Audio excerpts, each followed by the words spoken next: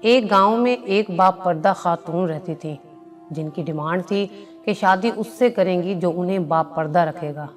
ایک نوجوان اس شرط پر نکاح کے لیے رضامند ہو جاتا ہے۔ دونوں کی شادی ہو جاتی ہے۔ وقت گزرتا رہتا ہے، یہاں تک کہ ایک بیٹا ہو جاتا ہے۔ ایک دن شوہر کہتا ہے کہ میں سارا دن کھیتوں میں کام کرتا ہوں، کھانے کے لیے مجھے گھر آنا پڑتا ہے جس سے وقت کا ضیاع ہوتا ہے، تم مجھے کھانا کھیتوں میں پہنچا دیا کرو۔ بیوی راضی ہو جاتی ہے۔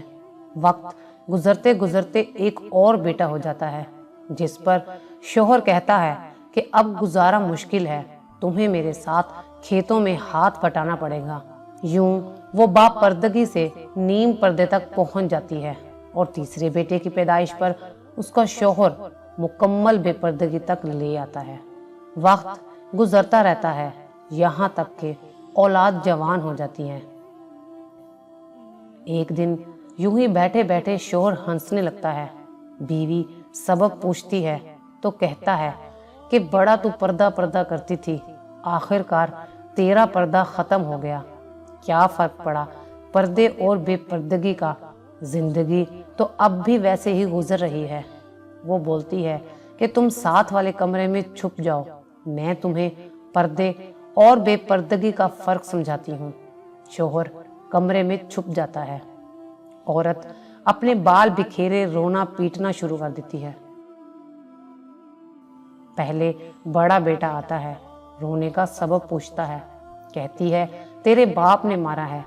بڑا بیٹا ماں کو سمجھاتا ہے کہ اگر مارا ہے تو کوئی بات نہیں، وہ آپ سے محبت بھی تو کرتے ہیں، آپ کا خیال رکھتے ہیں۔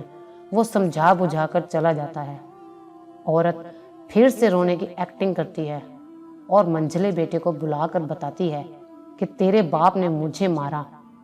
منجھلے بیٹے کو غصہ آتا ہے، وہ باپ کو برا بھلا کہتے ہوئے ماں کو سمجھا بجھا کر چپ کروا کر چلا جاتا ہے۔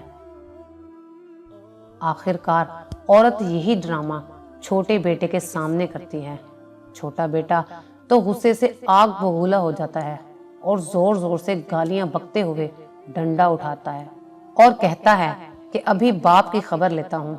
پھر عورت شوہر کو بلا کر بولتی ہے کہ پہلا میرے پردے کے وقت پیدا ہوا تو اس نے تیرا پردہ رکھا،